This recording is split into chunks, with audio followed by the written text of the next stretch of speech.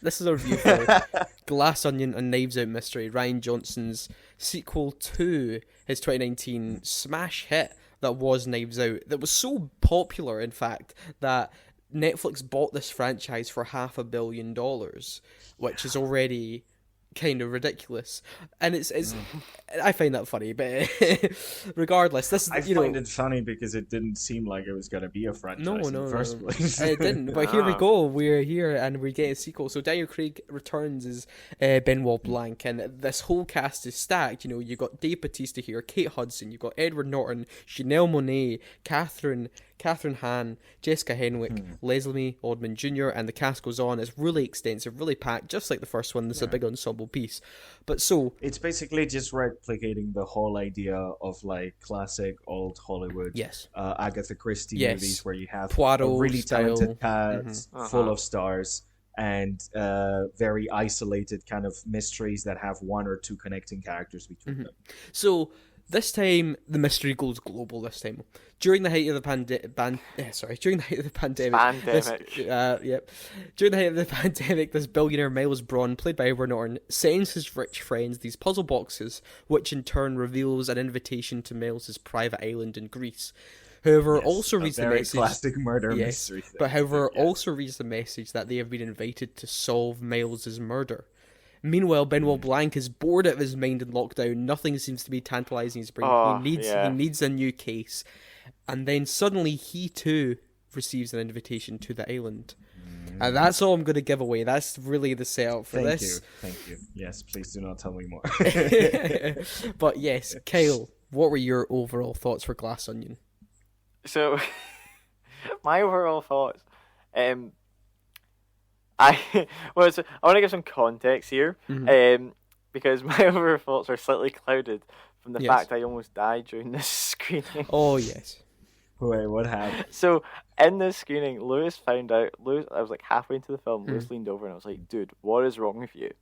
Because what had happened was, so I have a nut allergy, and there was a person behind us that were eating peanuts, and I started to get like a mild reaction to this person eating peanuts. Yeah, because so Kyle was sitting next to me, and he was like, he just kept touching his face, he kept moving his like t-shirt, and I was scratching. like, what is he doing? So I was like, Kyle, what's wrong? And then you're like, there was like, I was like literally trying to cover my mouth to not inhale it. I was like literally like it consumed off, and like, after the halfway mark, I was like, oh cool, I'm going to live. I was like, I'm not going to run out of here, be violently ill. But my overall thoughts, this film is hysterical. Yes, absolutely. Undoubtedly, I've not laughed in the film so much in recent memory. Yeah, this by the way, this is so far, this is the best comedy of 2022. Knives Out 2. Okay, it's really witty, really filled with a variety of silly gags, and it has, like I said, the ensemble all are so uniquely, their own, and they just give just this fun energy to the film, and just everyone bounces off each other in such great dynamics, and it is really, really funny. I feel that my favourite character was Kate Hudson's character. Oh, really? For me, yeah, Birdie. There's a specific comedy moment which just made me piss myself. And I'm not going to say it just because I don't want to, as much as I want Lewis to remember it. Yes. I don't want to say it just in case. But it was like a wee interaction between her and her PA, and it made me cry. Like I was pissing myself. Yes, it's very clever. But so like this is just so funny. I actually had no clue this film was addressing the pandemic. Yes. Yeah, me neither, honestly. That was something I was a bit like, oh, wait a second. Also, Glass Onion. Is it... Glass Onion, yes, it has a lot of meaning, Gonzalo. Okay. Not the song, but the title Glass Onion and what the Glass Onion is has a lot of meaning in the film, so don't you worry, it's an important title. I don't know if you guys know about this, but the song Eddie Murphy Glass comes Onion... out and talks about layers with onions as well. It's bizarre, I don't understand it. Honestly, if you haven't, because maybe you don't know this, but basically the Glass Onion song was written specifically by John Lennon because he was annoyed that a lot of different academics were giving meanings to his lyrics and his songs that weren't contrary to his political beliefs. So he trolled everybody basically and wrote this song that has absolutely no meaning, and it's completely just a bunch of random shit put together. Yep. So I don't know if that has anything to do with Yep. That's all I'm going to say. Okay. Don't worry. I am happy. The Okay, Glass Onion yes, does yes. absolutely have meaning. I will also Okay, add Daniel Craig, by the way, in this film. He's on Yes. excellent form in Yes. as Benoit Blanc, and he's just his just line delivery, especially when you get to the climax here, when he's doing all the whole revelation stuff. Yeah. It's so funny. He He's was- just so on the he was ball. so His delivery delightful. is so perfect and on the ball. The film. I'm happy. This is also one of those films where I'm like, what really stuck out to me? It's like the costume design. I liked everyone's outfits. It was like they all sort of just like they all have like very clear and distinct outfits, and I really like that. Sort of like purposely like Cluedo has like every character has like a distinct color and Yeah, like and style. their character designs. Totally. I know what you mean. But yeah, I would say this film is it's definitely bigger. It's grander than that first film. It's the whole mystery itself feels bigger and grander and goes in ways you do not expect. You're uncovering things. You're like, okay, it's leading in this direction now, and then it goes like, oh, we're uncovering this now, until you finally get to like what is actually at the core of this, and you won't really see it coming, to be fairly honest, because I'm not going to say. I'm excited. Yeah, absolutely. I'll also add this, guys. This film really comes out November 23rd in cinemas for I think a week or two, and then it comes to Netflix on December 23rd, so a month later, really. Okay. I will say this: if you can, see this with an audience, because Okay. I know Kel almost died with this audience, but I had a blast with everyone like laughing. No, together. overall, I mean, If you have a nut allergy, apart from the almost dying part, Yeah. the audience experience was great because Oh, everybody was just having a great time. Yeah, Like absolutely. I said, it is a fantastic comedy, and everybody was just pissing themselves. Yeah, it was great. Absolutely. There's so much I'm good so with this excited. film. Like it genuinely is just such a good film. And like I agree. Like if you have a chance, go and see it, because as film critic Harry Styles put it, it feels like a movie. It feels like it feels like a go to the cinema movie. It is this is not a Netflix film. This is a go to the cinema film. Okay. I feel this I would will- actually be a shame to watch on your phone. Like I can imagine a bunch of people on December 23rd like watching this on their phone or their iPad. I'd be raging. Yeah, like how I said, remember I was saying about Halloween Ends had so many technical flaws. This is technically snappy. Like there's this whole editing thing, and I'm trying not to spoil exactly what it is. There's this whole editing punchiness, which involves a defense mechanism that kind of keeps going up and down. That's all I'm going to say. If you know what I mean. But it's kind of like it's really just punchy and keeps it like keeps the whole thing sharp and going. And I know like people to this day, fanboys of Star Wars, will hate Rian Johnston for subverting expectations in Star Wars, and you know how that's a bad Making thing. the most interesting Star Wars movie we've had in a while. Yes, but subverting expectations in a whodunit is perfect, and Rian Johnston is it's the guy. fantastic. And this is a sequel that is definitely on par with that original film for me. Okay, at least. I have one last question without spoiling it. Yes. A thing I absolutely adored from the first movie is that it subverted the idea of the whodunit, not just thematically but also structurally. So you had this whole theme where like there's a bunch of rich people competing for money. That is very much like the standard setting of an Agatha Christie novel. They're all very wealthy. They're all very like well off, and he added this like class thing to the whole story. This idea of like the haves and the have-nots.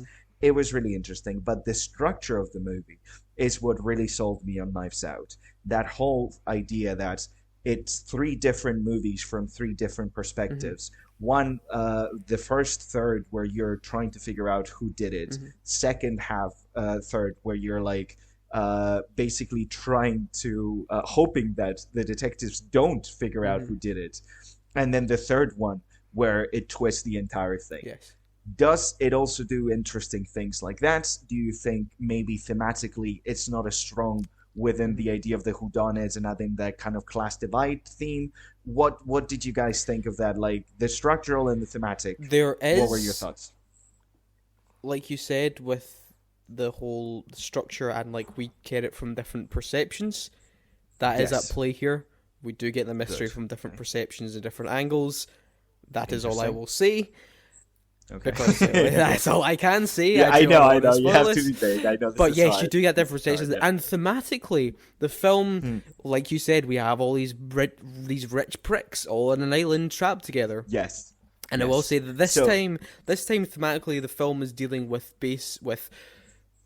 truth and the flaws with the justice system, as well as power, and also even free speech is also at play here. And you know, the consequence of like is. So I'm trying to be very, very particular here. Yeah, I know. It's like, is what you're saying truthful, or are you just bold enough to say whatever you're thinking, and therefore people will regard it as truth? That is a major thing at play here, and it's like, does truth or just you having the confidence to say what you want, does that make you powerful? Yeah. Does that make you intelligent? It's a whole thing at play here. Power, intelligence. Big themes of the So film. basically, Rian Johnston has been watching the news for the past Yes. years. But I will say, Okay, if cool. you want to get Interesting. into gripes, this is a very... Yes, The film I does wanna address get the pandemic, and it's very, very prevalent in the first 15 to 20 minutes of the film. I personally was not a fan of that. Because look, everyone experienced the pandemic. We've all lived through it.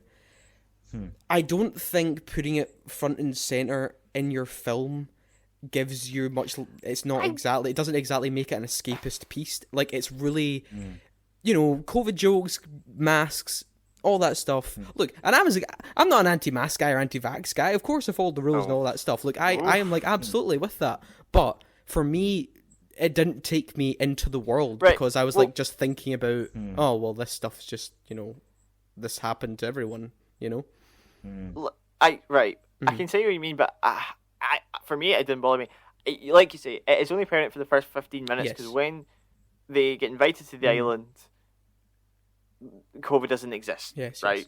Yeah, because they're on a private island. Just say it like that. And I think really the only thing it served was to give you that idea that Daniel Craig's character really needs a case. Yeah. He's bored.